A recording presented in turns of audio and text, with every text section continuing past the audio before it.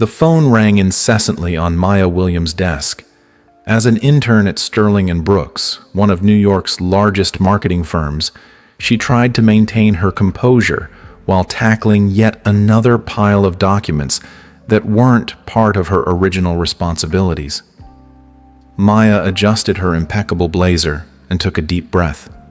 At 22, freshly graduated from Harvard with top honors, she knew she deserved more than fetching coffee and organizing files. But here she was, doing the work no one else wanted to do. "Hey, coffee girl!" Catherine Sterling's shrill voice, daughter of the CEO and marketing manager, echoed through the office. "My latte is cold again." Maya kept her face neutral as Catherine approached her desk, heels clicking with calculated precision.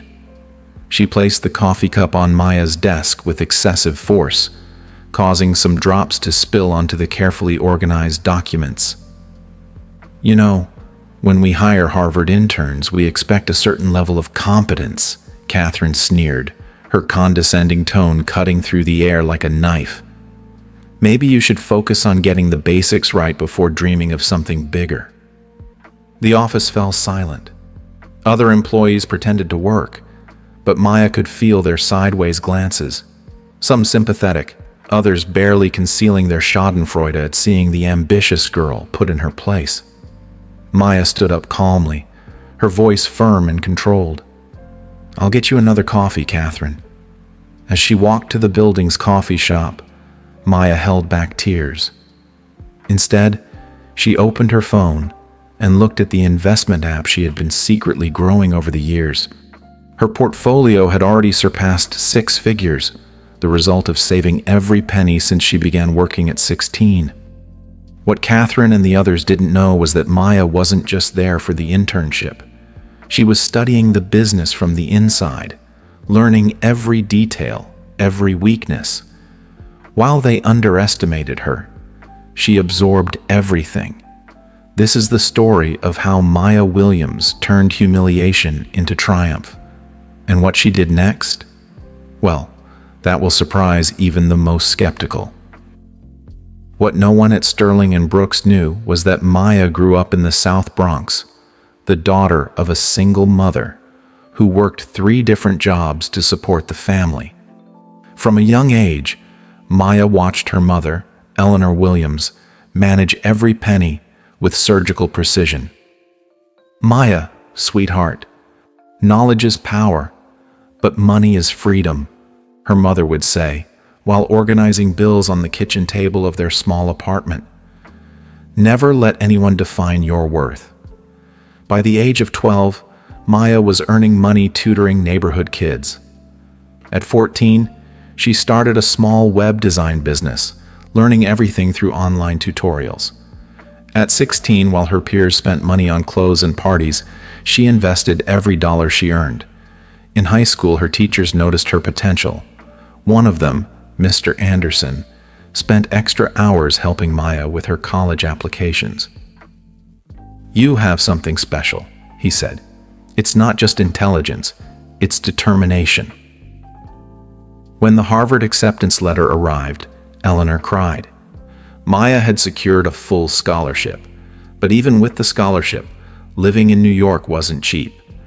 So Maya kept working, studying, and investing. During college, she discovered her talent for digital marketing. Her academic projects always exceeded expectations, and she began building an impressive network. But Maya knew she needed more than theory. She needed to understand how big companies operated from the inside. That's how she ended up at Sterling and Brooks.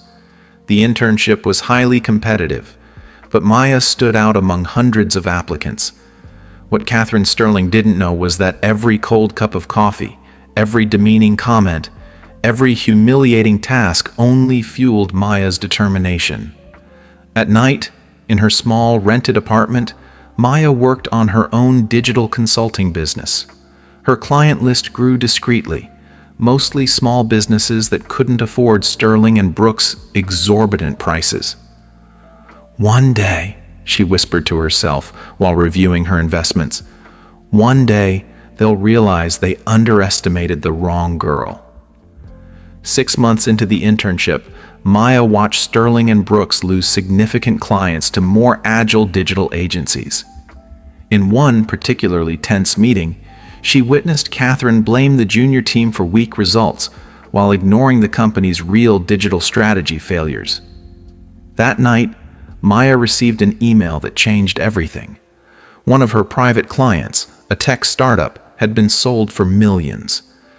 As part of the initial agreement, Maya was entitled to a percentage.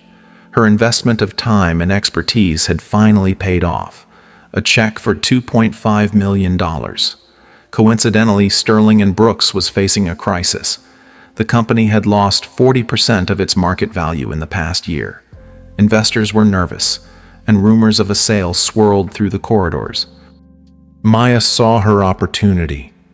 With the help of a Harvard mentor, she structured a buyout proposal. Her years of smart investments, combined with the tech startup payout, gave her the necessary capital.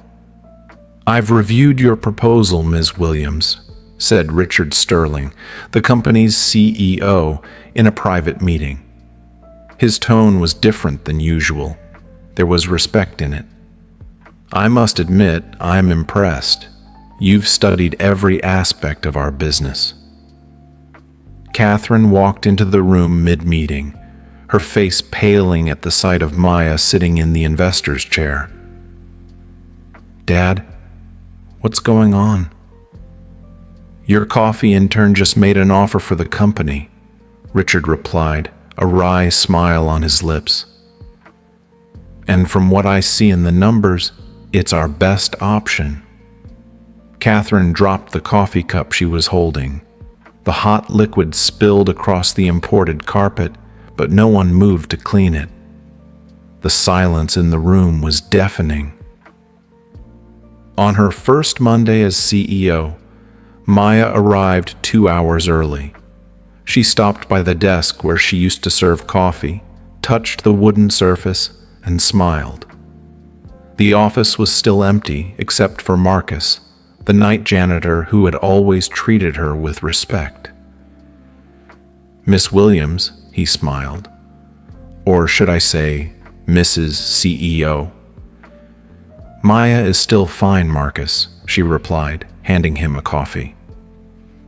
"Actually, I need your help. You know this building better than anyone. What would you change first?" Marcus didn't hesitate. "The 10th floor. The creative team works in cramped cubicles while there's a massive meeting room that gets used twice a month." Maya made a mental note. Marcus would be her first unofficial consultant for change. At exactly 9 a.m., the auditorium was packed. Nervous faces, some curious, others clearly skeptical. Maya spotted Catherine sitting in the last row, arms crossed. "Good morning, everyone," Maya began. "Some of you know me as the coffee intern. Others might not have noticed my existence at all. Today, I want you to meet the real Maya Williams." She projected a picture of her old apartment in the Bronx.